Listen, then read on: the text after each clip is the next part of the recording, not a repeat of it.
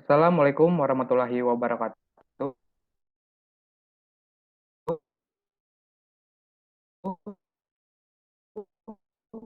Selamat pagi.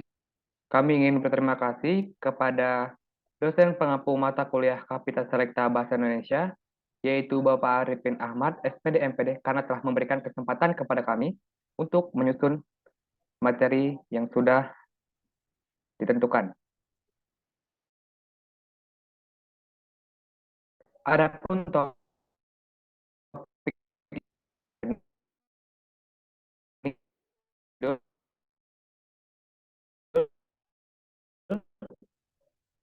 pengarah.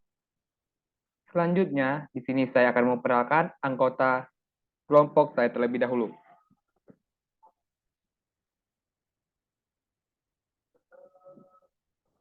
Anggota kelompok dari kelompok 13.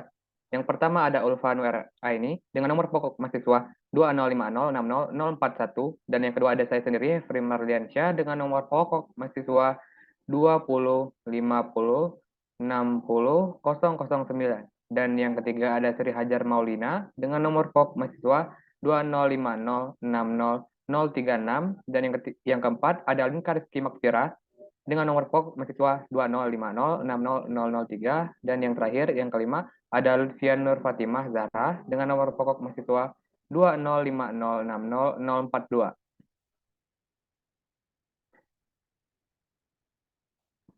Untuk mengefisiensikan waktu, sekian perkenalan dari kelompok 13. Kepada pemateri pertama, dipersilahkan. Baik, terima kasih kepada moderator. Assalamualaikum warahmatullahi wabarakatuh. Perkenalkan, nama saya Linka Mafira dengan nomor pokok mahasiswa 205060003. Di sini saya sebagai pemateri pertama. Di sini ada pengertian bahan ajar. Menurut National Center of Best Training, pengertian bentuk bahan yang digunakan untuk membantu melaksanakan proses pembelajaran. Bahan yang dimaksudkan dapat berupa bahan tertulis maupun tidak tertulis. Pandangan dari ahli lainnya mengatakan bahwa bahan ajar adalah seperangkat materi yang disusun secara sistematis, baik tertulis maupun tidak tertulis, sehingga tercipta. Berdasarkan pendapat di atas, maka pembelajaran mampu mempengaruhi motivasi internal dalam proses belajar adalah menampilkan bahan pembelajaran. Bahan pembelajaran dalam bentuk alat peraga, media pembelajaran, dan sumber belajar merupakan faktor eksternal yang dapat disiapkan dan dikembangkan oleh guru bagi aktivitas belajar para siswanya. Dengan bahan-bahan pembelajaran, dapat membuat pembelajaran lebih efektif dan efisien karena aktivitas belajar yang dilakukan siswa menjadi lebih mudah. Slide selanjutnya. Di sini ada materi prinsip-prinsip pengembangan bahan ajar. Pengembangan bahan ajar atau materi pembelajaran harus memperhatikan beberapa prinsip-prinsip dalam pemilihan materi pemutih. Prinsip relevansi, konsistensi, dan kecukupan. Materi pembelajaran hendaknya relevan atau terdapat kaitan antara materi dengan pencapaian standar kompetensi dan kompetensi dasar. Misalnya dalam menyajikan konsep, definisi, prinsip, prosedur, contoh, dan pelatihan harus berkaitan dengan kebutuhan materi pokok yang terkandung dalam standar kompetensi dan kompetensi dasar, sehingga siswa dapat dengan mudah mengidentifikasi dan mengenali gagasan, menjelaskan ciri-ciri suatu konsep, dan memahami prosedur dalam mencapai suatu sasaran tertentu. Yang kedua, di sini ada prinsip konsistensi. Prinsip konsistensi adalah sebuah bahan ajar harus mampu menjadi solusi dalam pencapaian kompetensi. Dalam penyusunan bahan ajar yang harus diperhatikan adalah indikator yang harus dicapai dalam kompetensi dasar. Apabila terdapat dua indikator, maka bahan yang digunakan harus meliputi dua indikator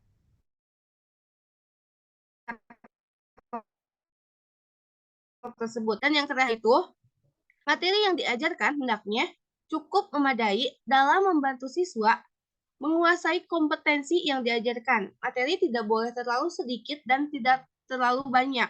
Apabila materi yang diberikan terlalu sedikit, maka siswa akan kurang dengan pembelajaran. Dan apabila materi diberikan terlalu banyak, maka siswa akan merasa bosan dan pembelajaran membutuhkan waktu yang banyak.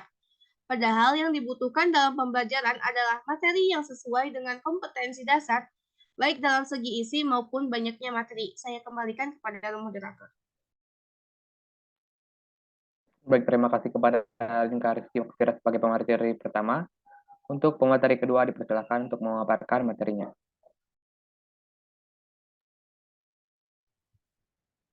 Baik, saya Sri Maulina. Di sini saya akan memaparkan materi tentang pengembangan bahan ajar pembelajaran bahasa Indonesia di SD. Bahan ajar yang sesuai untuk dikembangkan adalah bahan ajar yang berbasis pendekatan konseptual. Peneliti mengembangkan bahan ajar dengan pendekatan konseptual dikarenakan pendekatan tersebut dianggap dapat digunakan dalam pembelajaran bahasa Indonesia di sekolah dasar. Melalui penggunaan pendekatan konseptual dalam bahan ajar yang dikembangkan, maka akan membuat siswa dapat mengaitkan antara materi pembelajaran dengan situasi atau keadaan di dunia nyata. Kepatutan satu bahan pembelajaran wajib mempunyai ukuran sebagai berikut, yaitu baiknya bahan ajar itu memiliki self-instructional. Melalui bahan ajar, siswa dapat membelajarkan dirinya sendiri. Lalu yang kedua ada self-contained, yaitu di mana dalam bahan ajar harus berisi satu kesatuan materi yang utuh. Lalu ada stand-alone, di mana bahan ajar yang dikembangkan bisa digunakan sendiri tanpa harus melibatkan bahan ajar yang lainnya. Lalu yang selanjutnya ada adaptif, di mana bahan ajar hendaknya menyesuaikan dengan perkembangan teknologi yang ada serta sesuai dengan kurikulum yang berlaku. Lalu yang selanjutnya ada bahan ajar haruslah user friendly, di mana perkembangan penggunanya sehingga sesuai dengan perkembangan penggunaannya, sehingga peserta didik dapat dengan mudah memahami isi bahan ajar tersebut.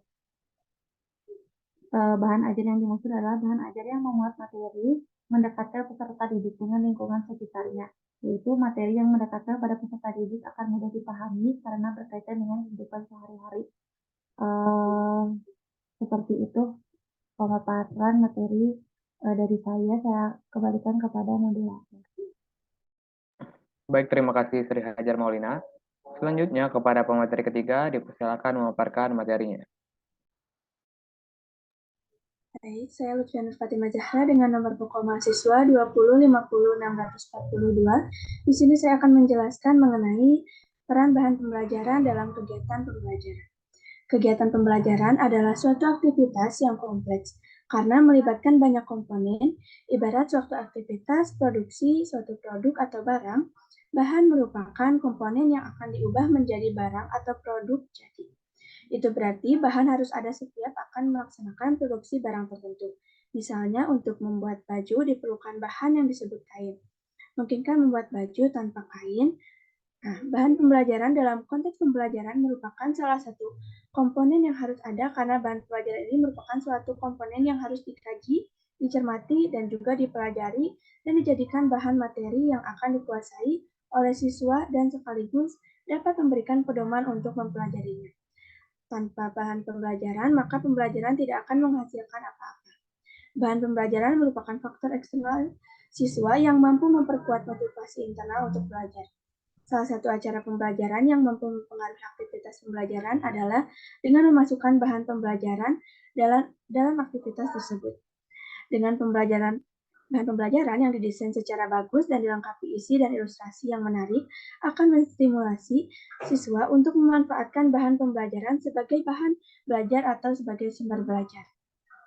Untuk kepentingan pembelajaran saat ini, adapun contohnya yaitu handout atau diartikan sebagai buku pegangan siswa yang berisi tentang suatu materi pembelajaran secara lengkap. Yang kedua yaitu modul, yaitu suatu unit program pembelajaran yang terencana didesain guna untuk membantu peserta didik mencapai tujuan pembelajarannya. Mungkin itu saja dari saya kembalikan kepada moderator.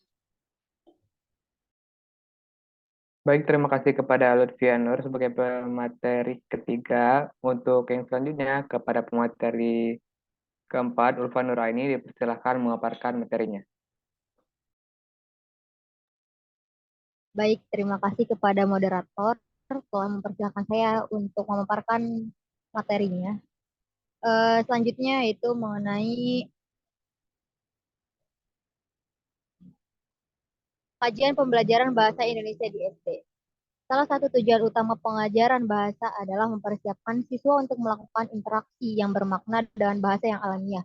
Agar interaksi dapat bermakna bagi siswa, perlu didesain secara mendalam program pembelajaran bahasa Indonesia.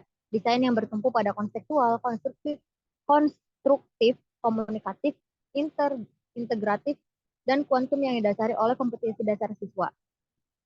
Nah, pembelajaran bahasa di sekolah dasar itu merupakan salah satu hal yang memang penting dan fundamental sekali karena di sekolah dasar siswa dipupuk untuk bisa berbahasa, melingkupi keterampilan seperti berbicara, menulis, menyimak, dan lain-lain.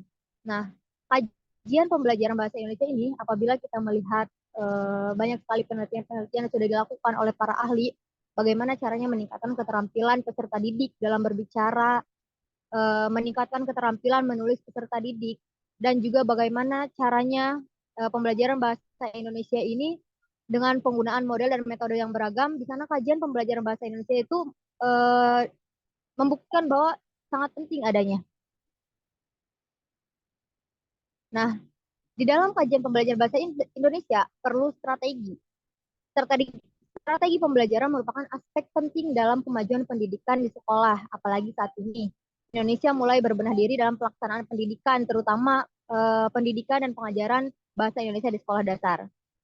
Kajiannya dengan mengapa kajian pembelajaran bahasa Indonesia itu sangat penting karena kemampuan berbahasa Indonesia berarti siswa terampil menggunakan bahasa Indonesia sebagai alat komunikasi. Terampil berbahasa berarti terampil menyimak, berbicara, membaca, dan menulis dalam bahasa Indonesia. Menghayati bahasa dan sastra Indonesia berarti siswa memiliki pengetahuan bahasa dan sastra Indonesia dan memiliki sikap positif terhadap bahasa dan sastra Indonesia. Karena ketika siswa berinteraksi, berkomunikasi itu dimulai dari sekolah dasar. Maka dari itu dibutuhkan kajian-kajian yang dapat meningkatkan pembelajaran bahasa Indonesia di sekolah dasar. Kita sebagai mahasiswa itu harus berperan aktif dalam mengkaji bagaimana caranya meningkatkan kemampuan peserta didik, terutama dalam berbahasa. Keterampilan berbahasa apabila kita melihat di kurikulum Merdeka ini ada 2 keterampilan tambahan, yaitu mempresentasikan dan memirsa. Nah, 2 keterampilan tersebut itu pada saat ini merupakan keterampilan tambahan yang memang sangat dibutuhkan oleh peserta didik pada zaman sekarang gitu. Peserta didik tidak hanya harus mampu berbicara, menyimak, menulis, dan membaca, tapi juga harus bisa memirsa dan mempresentasikan. Karena ketika peserta didik sudah mempelajari keterampilan-keterampilan dasar di sekolah dasar, maka ketika dia akan melaksanakan atau melakukan kehidupan sosial di masyarakat, maka dia akan mampu. Maka dari itu, kajian pembelajaran bahasa di Indonesia itu sangat penting sekali adanya. Sekian moderator, terima kasih. Baik, terima kasih kepada Ulfa Nuraini. Slide selanjutnya. Sekian pemaparan materi dari kelompok kami. Untuk selanjutnya, kami akan menyampaikan kesimpulan dari topik diskusi hari ini. Dalam proses pembelajaran, sejatinya guru dapat menghadirkan pembelajaran yang efektif dan sesuai dengan skema yang telah ditentukan, mulai dari tahap perencanaan, tahap pembelajaran, sampai tahap evaluasi. Menurut National Center of Competency, pengertian bahan ajar adalah segala bentuk bahan yang digunakan untuk membantu guru atau instruktur dalam melaksanakan proses pembelajaran. Bahan yang dimaksudkan dapat berupa bahan tertulis maupun tidak tertulis. Keberhasilan dalam proses pembelajaran dapat ditentukan oleh pendidik yang profesional, input yang baik, serta pemilihan bahan ajar yang tepat dan berkualitas guna tercapainya tujuan pembelajaran itu sendiri. Bahan pembelajaran merupakan faktor eksternal siswa yang mampu memperkuat motivasi internal untuk belajar. Salah satu acara pembelajaran yang mampu mempengaruhi aktivitas pembelajaran adalah dengan memasukkan bahan pembelajaran dengan aktivitas tersebut. Proses pembelajaran bahasa Indonesia harus bertumpu ke siswa dengan subjek belajar sebagai subjek.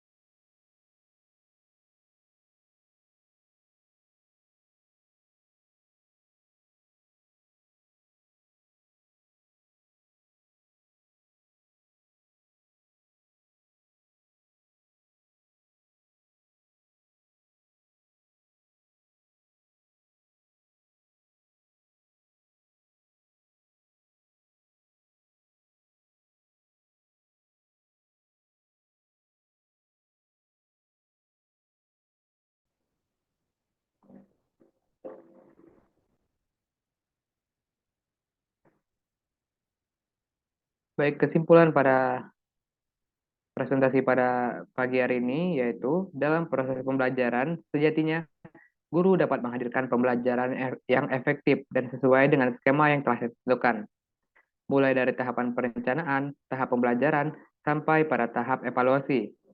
Menurut National Center of Competence Based Training, pengertian bahan ajar adalah segala bentuk bahan yang digunakan untuk membantu guru atau instruktur dalam melaksanakan proses pembelajaran. Bahan yang dimaksudkan dapat berupa bahan tertulis maupun tidak tertulis. Keberhasilan dalam proses pembelajaran dapat ditentukan oleh pendidik yang profesional. Input yang baik serta pemilihan bahan ajar yang tepat dan berkualitas guna tercapainya tujuan pembelajaran itu sendiri. Bahan pembelajaran merupakan faktor eksternal siswa yang mampu memperkuat motivasi internal untuk belajar. Salah satu acara pembelajaran yang mampu mempengaruhi aktivitas pembelajaran adalah dengan memasukkan bahan pembelajaran dalam aktivitas tersebut. Proses pembelajaran bahasa Indonesia harus bertumpu ke siswa sebagai subjek belajar. Materi pembelajaran bahasa Indonesia terintegrasi dengan menggunakan bahasa Indonesia dewasa ini. Pembelajaran diarahkan ke pemakaian sehari-hari, baik lisan maupun tertulis dalam konteks bahasa Indonesia. Pemakaian bahasa Indonesia juga pemakaian bahasa Indonesia tersebut diantaranya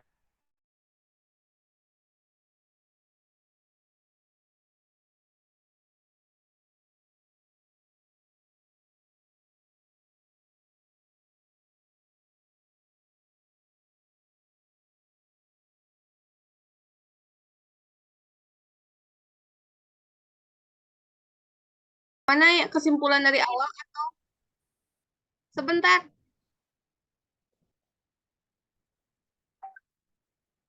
Mohon maaf, saya lanjutkan untuk moderatornya ada kendala sinyal.